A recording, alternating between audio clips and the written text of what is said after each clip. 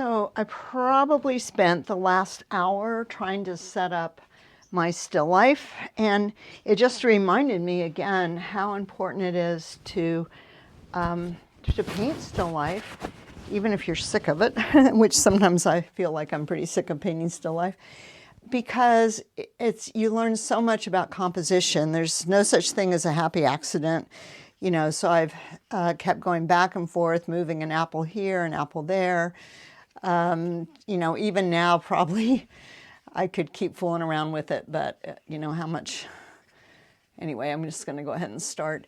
And so I've been using my viewfinder, which is just a critical tool for me. So I have it set here to the same proportion as my paper. And then I shut one eye and I look through it and I see how this is going to work as a horizontal composition. So when I first started, I was really dead set on doing a vertical composition. But the more I messed around with it, I saw that, you know, no, I really needed to do horizontal. So that's what I'm doing. I'm working on Pastel Premier paper. The first thing I'm going to do is just make my little edge here to show what is going to go under the frame. So I'm not composing to the whole paper. I'm only composing to what would show in the frame. And the way I decided what size paper to use, which is, you know, maybe not the best way to make your decisions, but it's a very practical way, is I looked at all the frames I had and I picked, this is 14 by 18, and so I'm going to just put it in the frame without a mat. So that was the first thing I did, and then I cut my paper, and then I set my viewfinder to the same proportion as my paper, and then I started setting up my still life to make it work for that size paper. Okay, so then when I'm ready to start my drawing, I want to take control of the whole thing just as quickly as I can.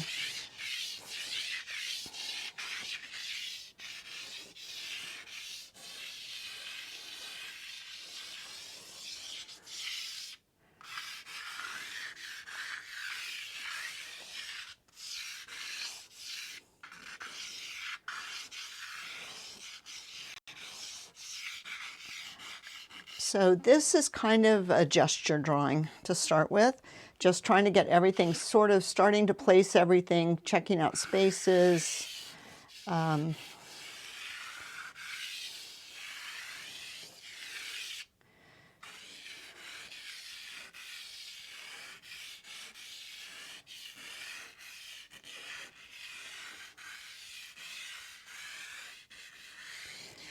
I do think it's very hard to draw, like, I never draw just one, let's see, how do I say this?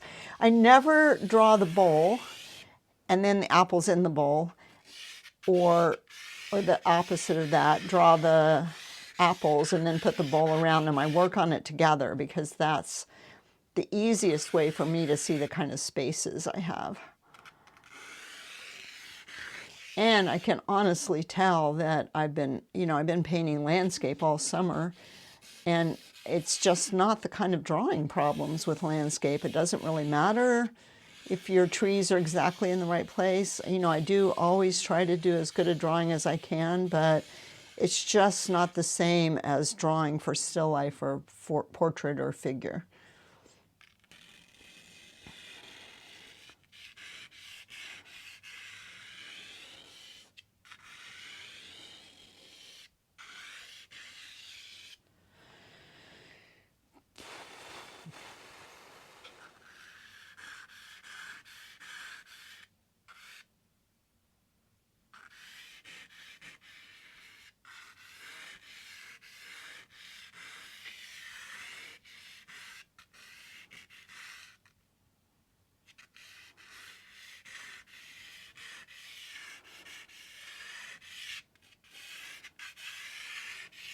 So see how I'm able to use my apples to figure out the spaces in my drawing. I had been considering this apple would go off the edge, and I believe that is going to be what happens.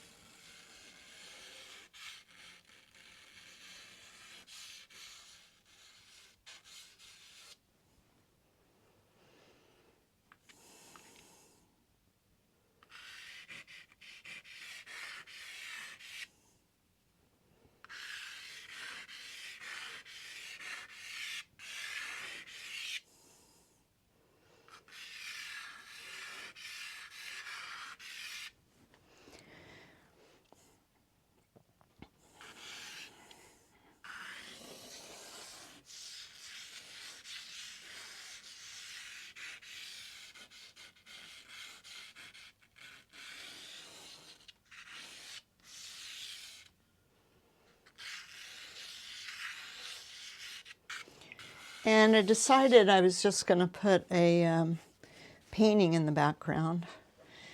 And yeah, so that's, and I didn't really, you know, a really smart thing to do would have been to go down to the copy shop and get a bigger reproduction of the painting so that I could have it fill up the whole space back here. But yep, I did not do that. So that means I'm having to make some stuff up. And that thing of making stuff up, you know, it's it just makes it harder.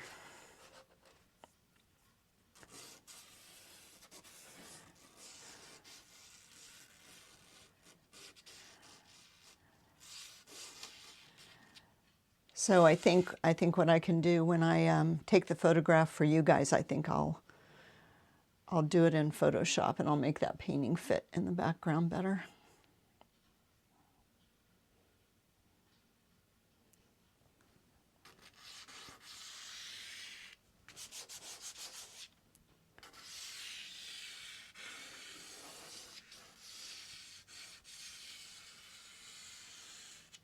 I haven't done this in a long time, but I used to almost always have something in my background. And I'm not really sure how I feel about it right now, so I don't think I'm gonna do it quite like that. I'm gonna just keep lying here. Okay, and when I'm drawing, I also want to consider where my shadows go.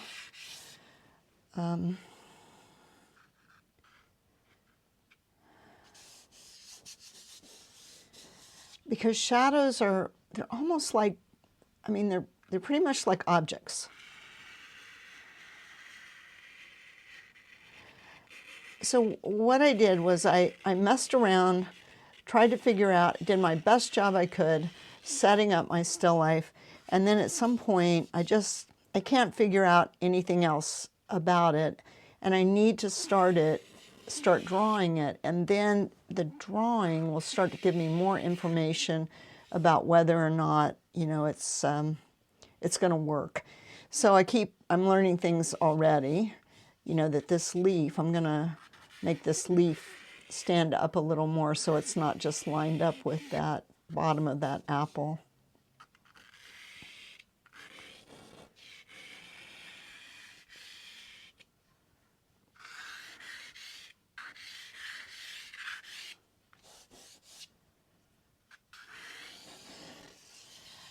In a minute, I'm going to actually turn up the speed so that we can just, because this is going to take me a long time to draw. But there are some drawing things I want to talk about. And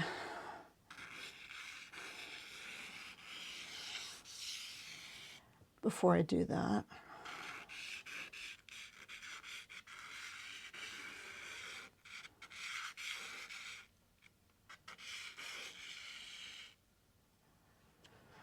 wow, drawing is hard.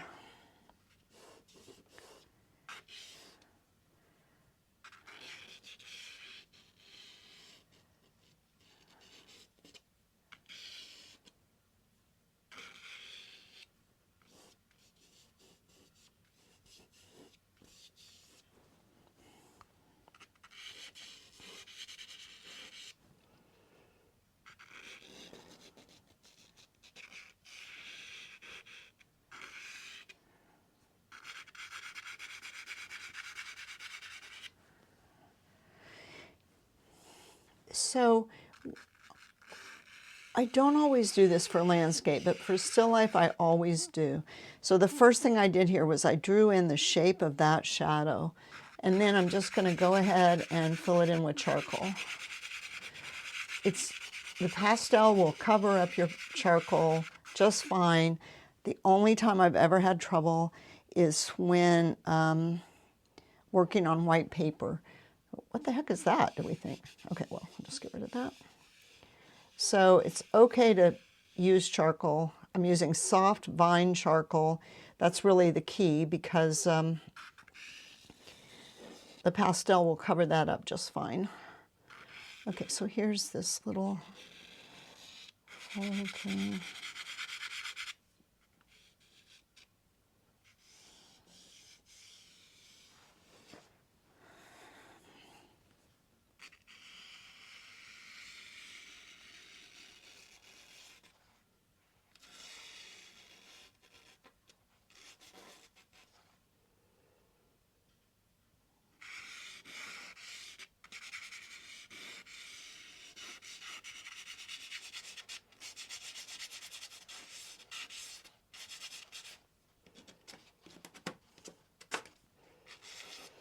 And once I start my drawing, I go clear to the edges.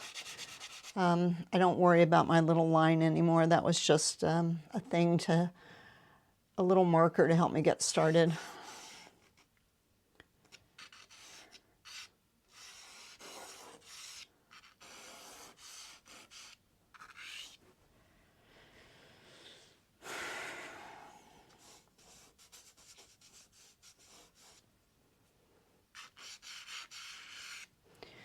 So I'm gonna put in all those lights and shadows because when I start my color, I want to start with a big pattern of light and dark with a color for the light and a color for the shadow. Oops, messed that up. Okay, so this.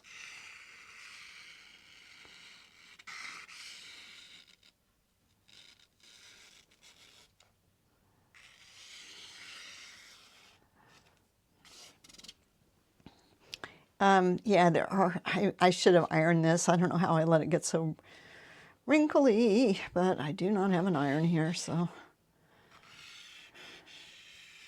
But it's actually a really good idea to iron your fabric so you don't have to wonder, what are you doing?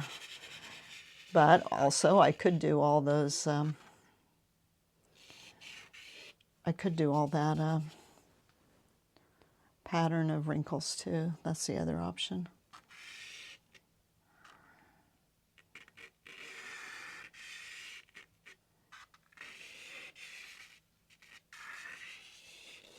And each thing I draw in, each thing I add, I'm using that to help me get the shapes right.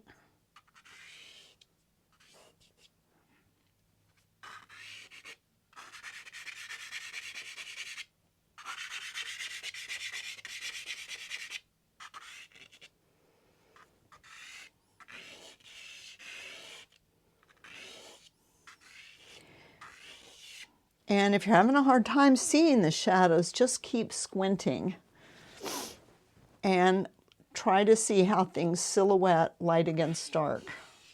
So like that apple silhouette's really dark, and here's the shadow. Sometimes it's hard to see shadows on dark things, but here's the shadow on that guy.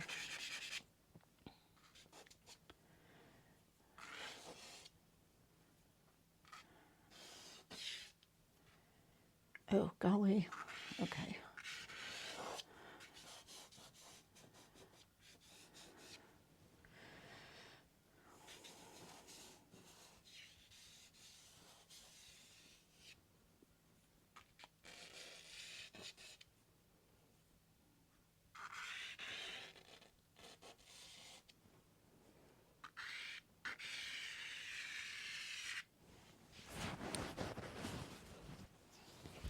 I think before I go any further, I'm going to do check a couple of things just to be sure I'm kind of on the right track, a couple of drawing, measuring things. So what I want to do is I want to find the middle of I think I want to try to find the middle of the top of the bowl. And I guess it'd be good if all right, so this apple ends up here. And then that shadow on that yellow apple. And then here's this really red apple.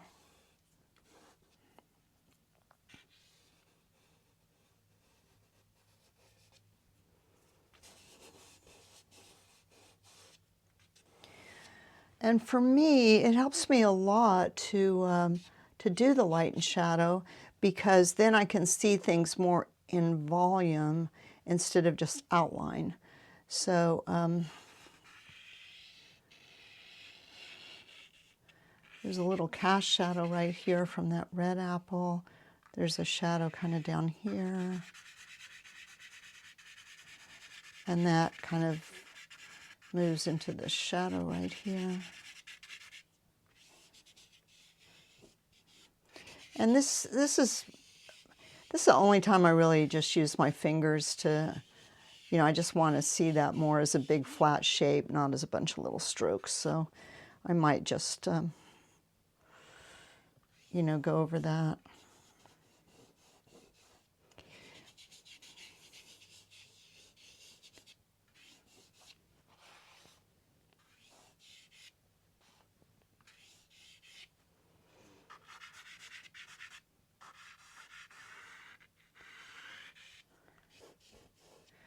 Okay, so what I wanted to find was the middle of the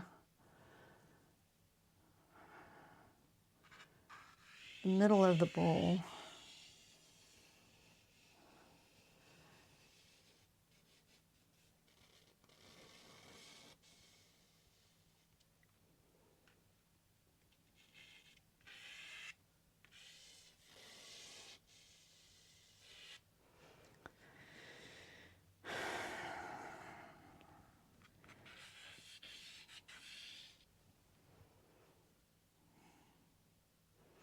Okay, actually, the first thing I'm going to do is I'm going to compare the overall height of the bowl to its overall width.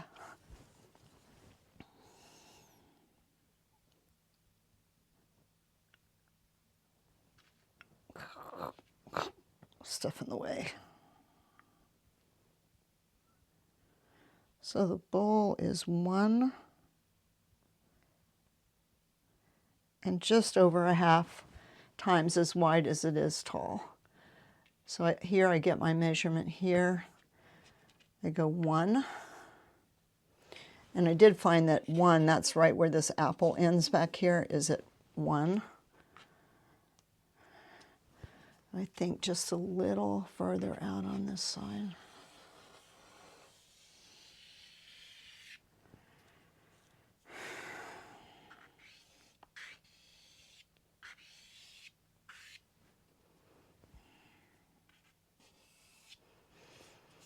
Okay, so I just want to check again. So 1. Oh, look at that. See, that's why you have to check twice. Measure twice, draw once. 1.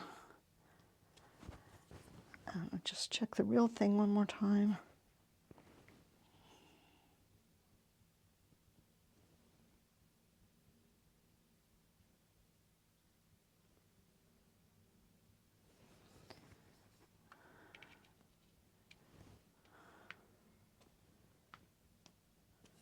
Yeah, so somewhere right in between those two. So if you draw with your eye first and then you measure and correct, then your eye gets more and more accurate. So sometimes I do measure before I draw because it's something very complex, but mostly I draw first, measure, correct, and then my eye gets better and better, more and more accurate.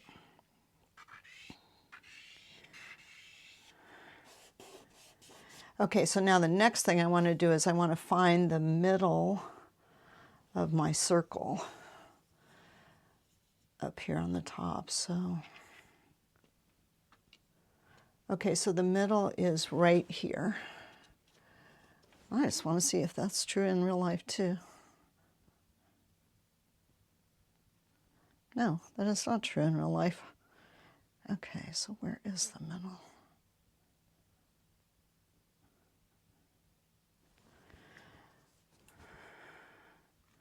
So this apple just needs to come over more.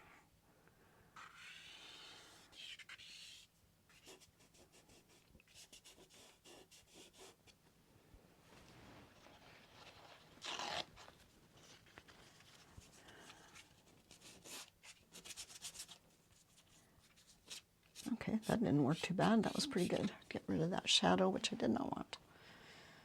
Okay, this apple needs to come over more actually too, I see. And so then this red apple is going to come over more.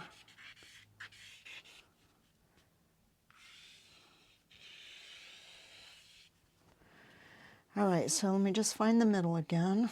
Make sure I've got the middle. No.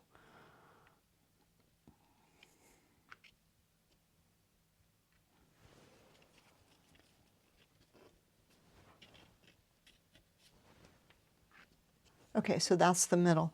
So now what I want to do is I want to find the middle all the way up and down. So I'm hoping my paper was cut straight. So here's from the edge of the paper to the middle of the top, and look how off I am down here.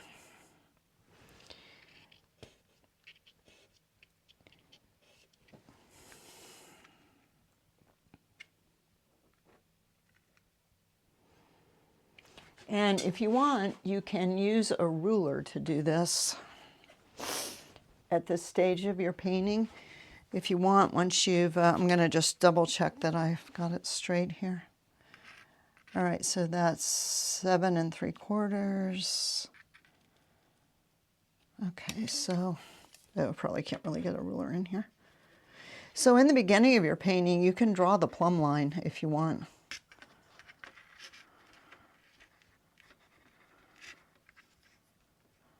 Later in the painting, you might just put some little marks.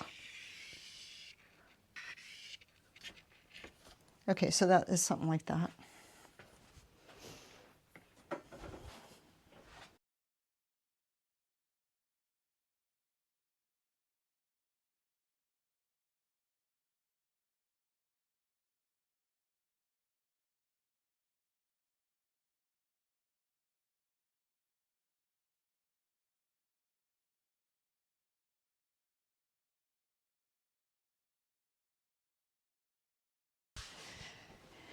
Okay, so here's the thing. I feel like I have my drawing as good as I can get it for now. And I know I can come back and correct it once I see the big colors. So I'm going to do something a little different. I'm going to start with the apples first. And I'm just going to try to simplify things. So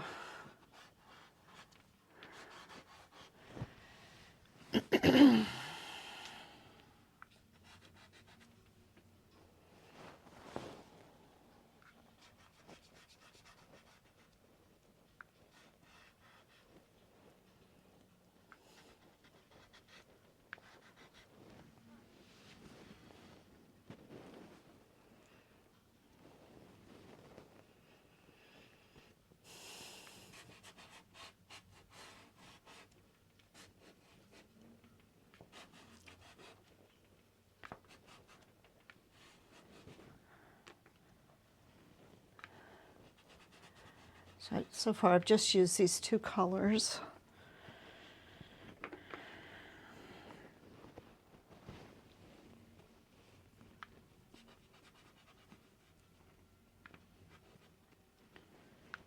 Now 3.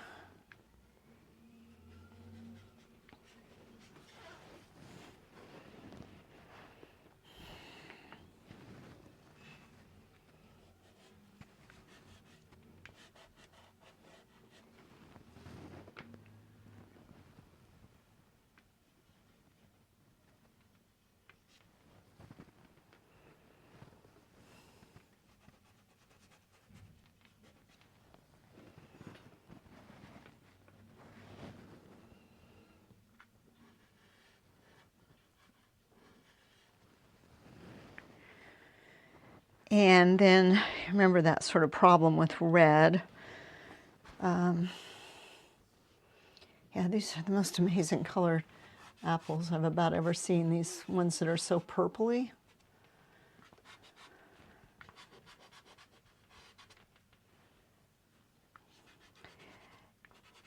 And I'm not like, okay, oh, I'm going to do all the lights first and then all the darks. It's more like, okay, I think I know what to use right here, so I'm going to do that. So I don't have some sort of rule about, oh, do all the lights on the apples and then all the shadows or anything like that. I'm just sort of doing whatever I feel like I can figure out.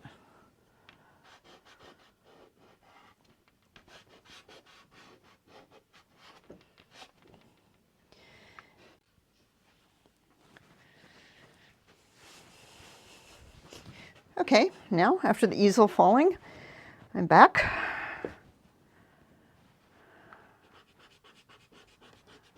And so that thing about red that, well, and actually this is pretty good for right here, that you want to go ahead and use, if you're going to use red, use it right away because it's hard to get other colors to go back on top of it.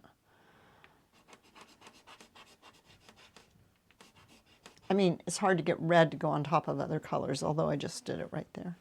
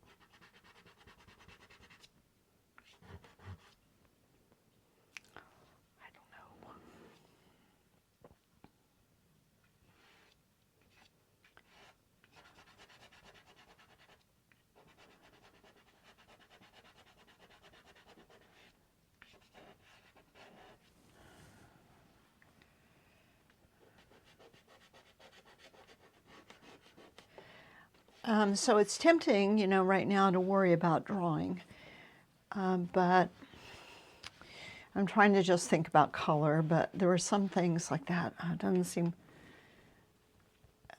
I don't know, I'll have to, but I'll come back and I'll redraw after I spray it.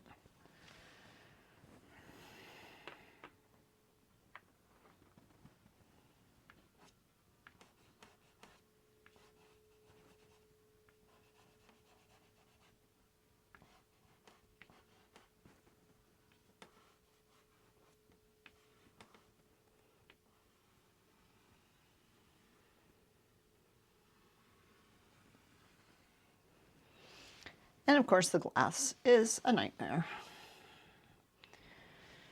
But I'm just going to try to simplify it as much as I can to start with.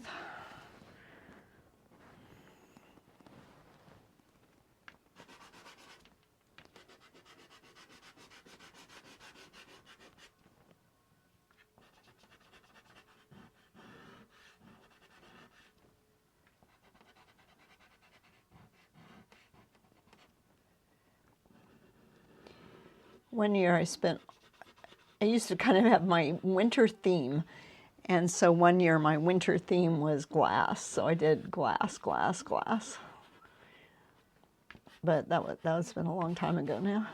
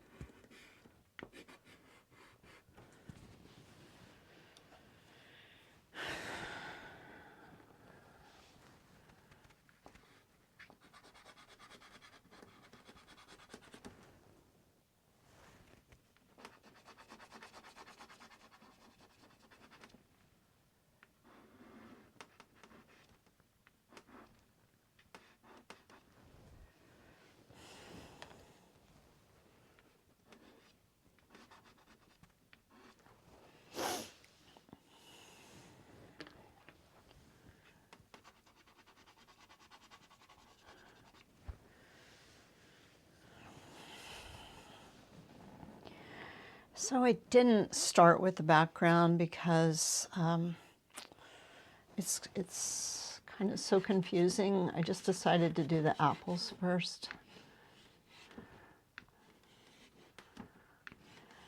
So although I say, like I try to always remember to say that I usually do the background first, but in the end I just do whatever feels expedient to me.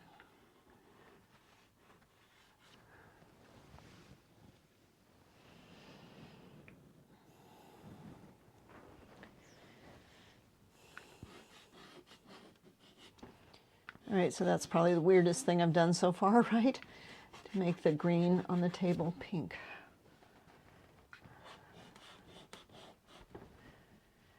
Just be sure you remember to work on your glass at the same time, because basically you're painting what's behind the glass, and eventually then at the very end you'll paint the front surface of the glass. But for now, you're painting what's behind the glass.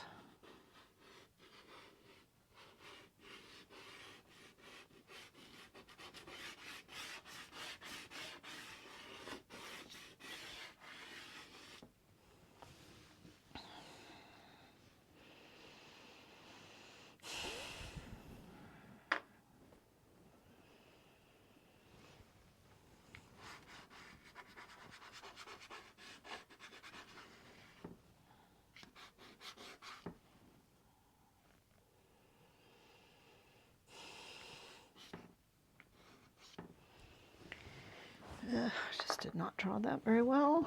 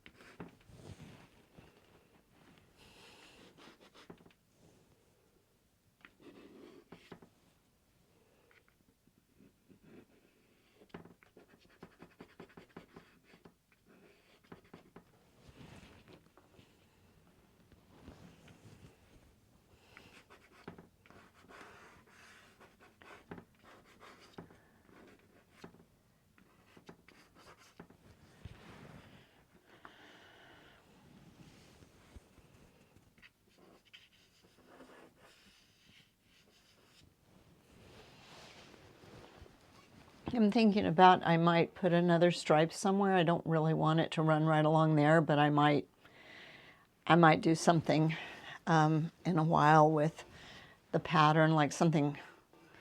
I'm not sure where, or if I even will. It's just I'm sort of thinking about it. So maybe I should draw it with I could do something like have another stripe here coming down or something to break up that space, but I don't want to really commit to it yet.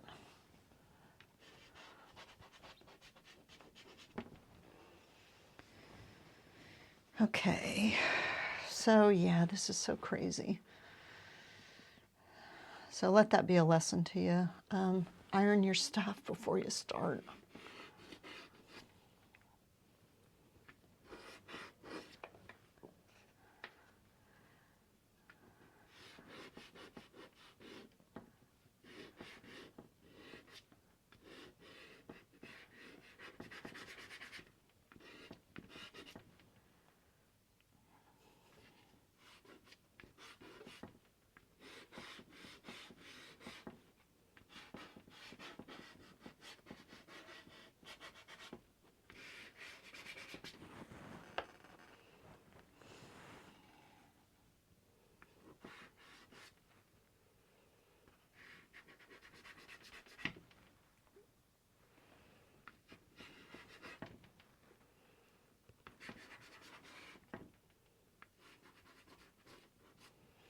And maybe if I just do all this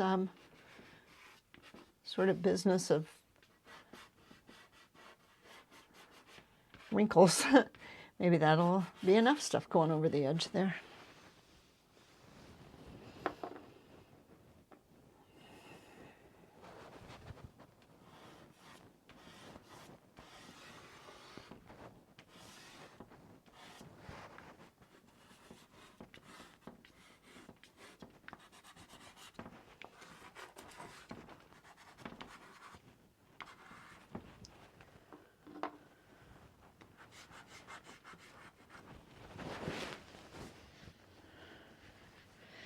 Okay, I guess I'm going to have to do that background.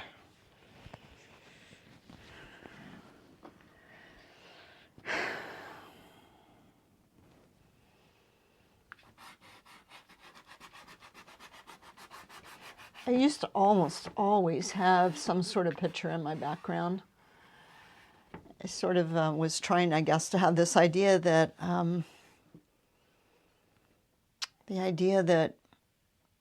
the painting wasn't just stuff in the foreground and then the background, that the background was more a part of the painting, maybe, I don't know. But I used to always use, you know, pattern materials or tapestries or prints by other artists or something by me.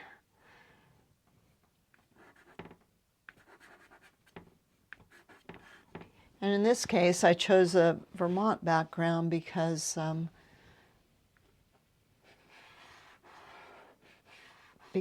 got, I mean, I didn't actually pick these apples in Vermont, but let's just pretend I did. Anyway, I was just there this weekend and it just made me so homesick that I wanted to do one of my landscapes in the background. really know what's going to happen. Oh, down in here. It's going to do something just to fill it in for now.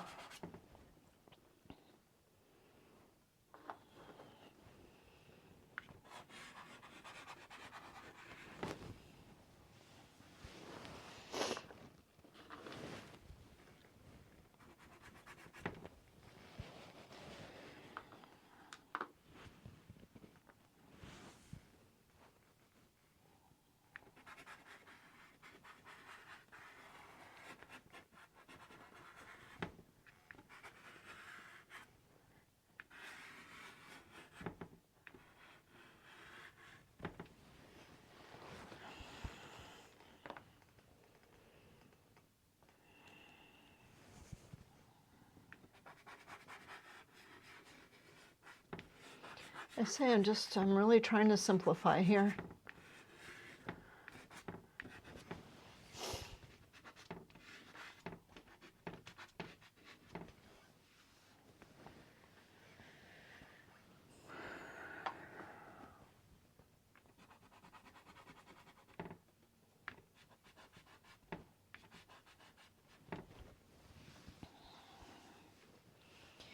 And what I'm going to do is I'm going to include a photograph without this background. So if you did want to paint it, that you don't have to be stuck with that background.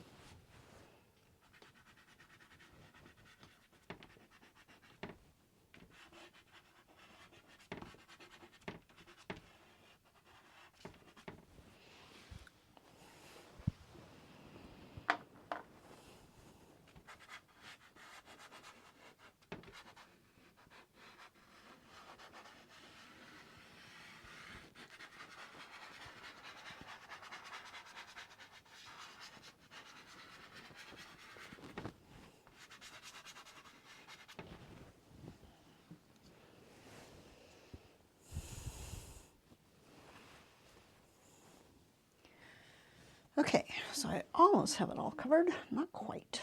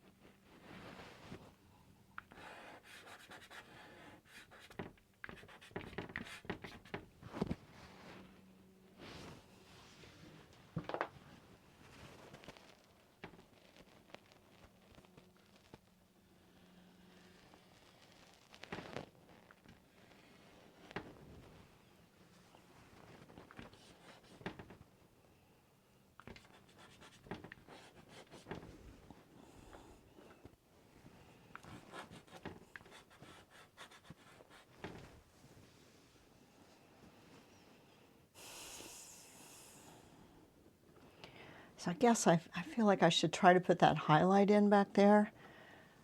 Just see if it's gonna be some of the highlights on the glass. For one thing, just to make sure I get the rest of the glass dark enough.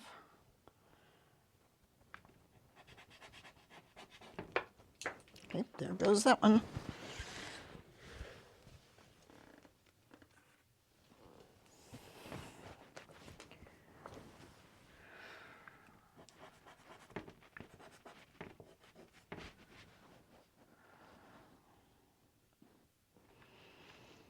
And maybe some other highlights too, just on some of the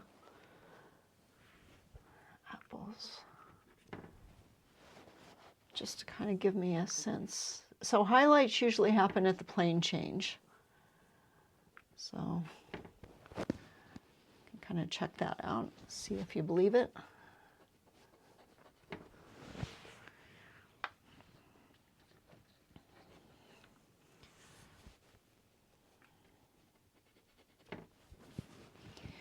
Okay, so now I've got it all covered, and my next step is to try to make it better.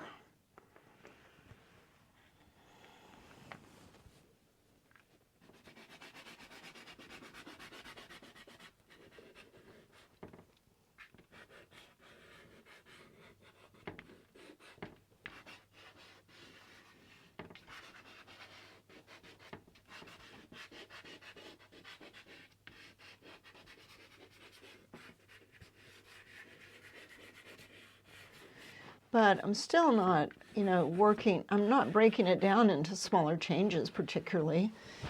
I'm just, yep, just trying to make it better. Oh, I see I missed a spot right in here. So I need to come back and fill that in with what everything else was. Oh, golly, that was the wrong one. I did it so forcefully too. It's like just bang that on there.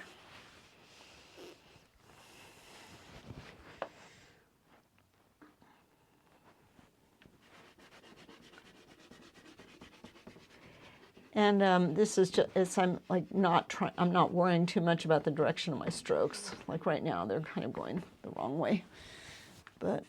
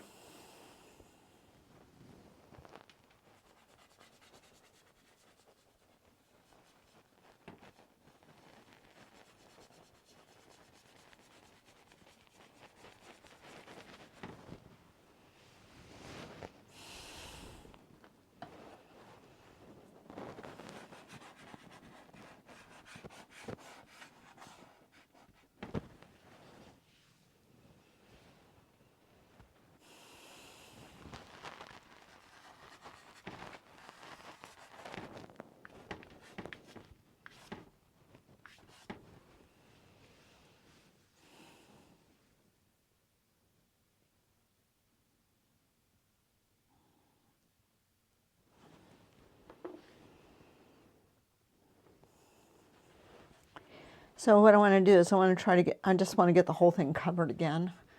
And then it's raining today, so I'm not going to be able to keep working on it.